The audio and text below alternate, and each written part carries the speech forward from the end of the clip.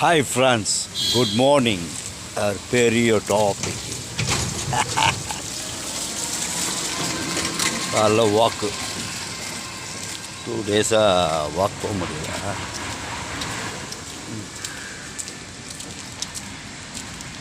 நேற்று ஒரு 2 மரக்கன்று நட்டுருக்கு. அதாவது என்ன சொல்கிறதுனா, இது மாதிரி மழை டைமெல்லாம் நீங்கள் வச்சுன்னு வந்தீங்க வச்சுங்க, சூப்பராக வரும் மரம். இந்த 2 மாதத்தில் நீங்கள் தண்ணி ஊற்றுற வேலையே இருக்காது. ஏன்னா ஐஎஸில் கூட எங்கன்னா பார்த்து ஒரு விதையை போட்டு இல்லை ஒரு மரக்கன்று நட்டு விட்டிங்கன்னா அது பாட்டுன்னு வரும் அழகாக. உங்கள் ஞாபகங்கள் இருக்கும். மாதிரி எல்லோரும் வந்து செடி மரங்கள்லாம் வளர்க்கணுங்க. குழந்தைகளுக்கும் சொல்லி கொடுக்கணும். சின்ன சின்ன செடி வச்சா கூட ஓகே தான், அதுவும் ஆக்சிஜன் தான். மாதிரி நிறைய மரம் செடி கொடி இயற்கை அழிஞ்சினே வருதுச்சு. அதனால் வந்து இயற்கைக்கு ஏற்ற மாதிரி நம்ம மரம் செடி வைக்கணும். நான் இயற்கையை நேசிக்கிறேன், அதுக்கப்புறமா முருகரை நேசிக்கிறேன். அதுக்கப்புறமா கூட வந்து பிரபஞ்ச சக்திகள் எல்லாருமே ஆன்மீகத்தில் இருக்கவங்க எல்லாருமே கூட பயணப்படுவாங்க. சிரிடி பாபா, ராமகிருஷ்ண பரமஹம்சர், சாரதாம்மா மாதிரி ஆன்மீகவாதிகள்லாம். இப்போ இயற்கையை ரொம்ப ரசிக்கிறேன். அந்த இயற்கை கூடயே ஒன்றிட்டேன்.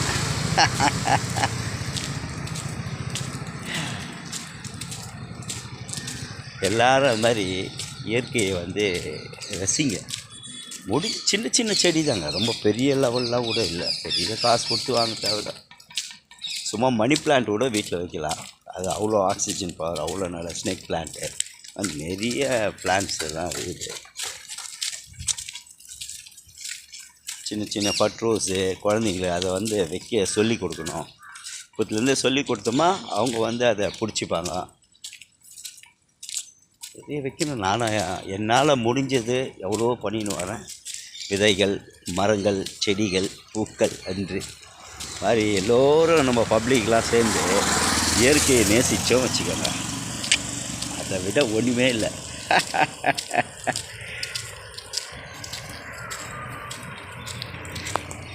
இப்போலாம் மனிதர்களே இல்லாமல் இயற்கை கூடயே அப்படியே ஒன்றிடலாம் போல்.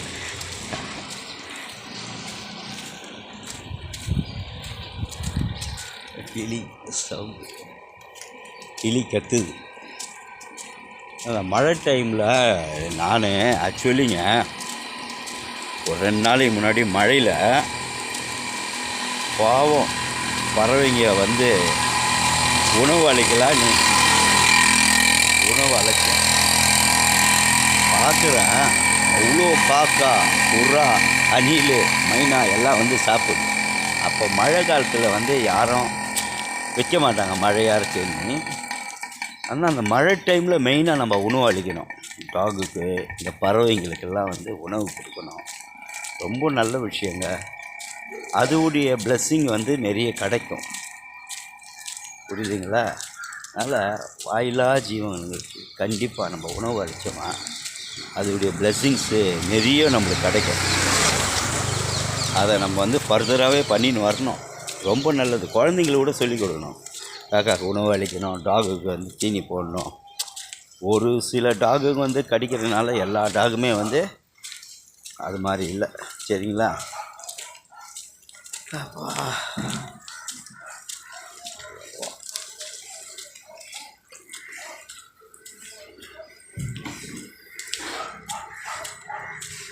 அதை தூவுது அப்படியே லைட்டாக. அந்த ஆலமரம் வரப்போகுது.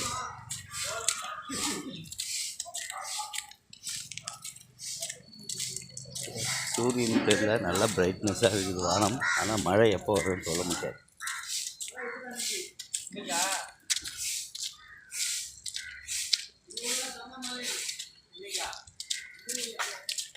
ஆஹா, இது வந்துச்சு பாருங்க, ஆலை இதழ். இதை வந்து அப்படியே தொட்டு பார்த்துட்டு போனோன்னா அது ஒரு ஆசையாக இருக்கும். இப்போ பார்த்தீங்களா, இந்த இதழுடைய கலர்ஸ் பாருங்கள். இது பாருங்க, அந்த வேறாகப்பட்டது எப்படி வருது பாருங்களா, அதெல்லாம் பியூட்டிஃபுல்லுங்க. பாருங்க இந்த கிளிங்க எவ்வளோ பறவைங்க மேலே, இங்கே பாருங்க பா, என்ன ஒரு பியூட்டிஃபுல்லாக இருக்குது பா, ட்ரீ பாருங்க, வாவ், என்ன சூப்பராக இருக்குது பார்த்தீங்களா.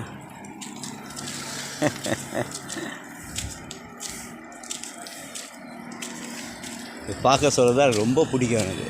அந்த கலர் பாருங்கள், வேறு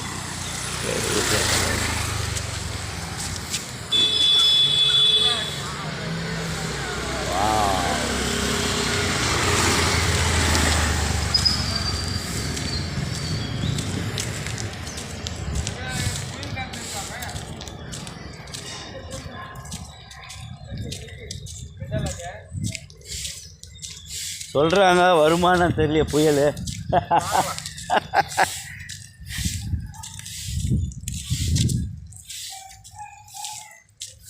புயல் இருக்குன்னு அங்கே பெருக்கிறவங்க சொல்கிறாங்க. புயல் வந்து எந்த மரங்களும் சாஞ்சிடக்கூடாது, எந்த உயிரினத்துக்கும் எதுவும் ஆகக்கூடாது, எந்த மனிதர்களுக்கும் எதுவும் ஆகக்கூடாது. நான் அப்படி தான் நினைப்பேன்.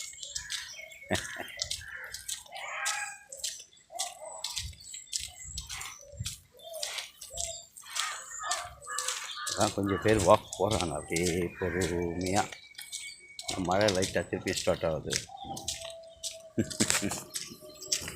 லா லா லா லா லா லா. காலையில் நண்பர்கள் எல்லாம் எழுந்து இது மாதிரி வாக் பண்ணிங்கன்னா ஒரு புத்துணர்ச்சியாக இருக்கும் உடம்பு. யாரும் சொல்கிற பேச்சே கேட்கறது இல்லை.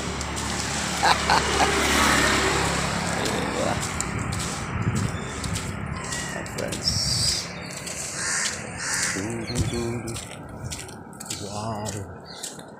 இயற்கை பார்த்தீங்களா, எப்படி இந்த மர கிளைகள் எப்படி பிரிஞ்சு போகுது பாருங்க.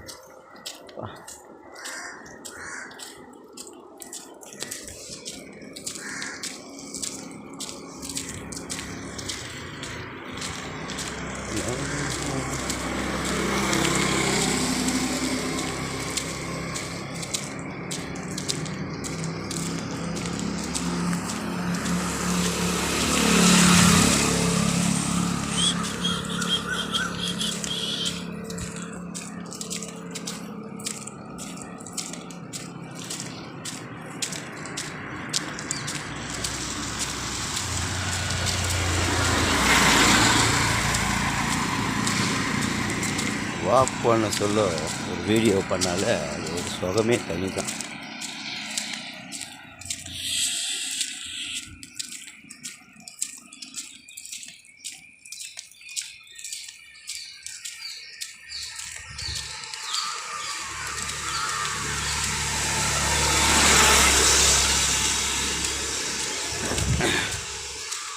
கிளிங்க சவுண்டு கேட்குது, கிளி சவுண்டு, குயில்.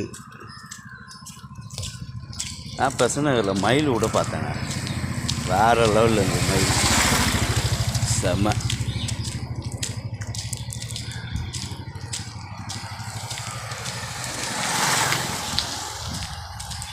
ஓகே, பாய் ஃப்ரெண்ட்ஸ், பாய்.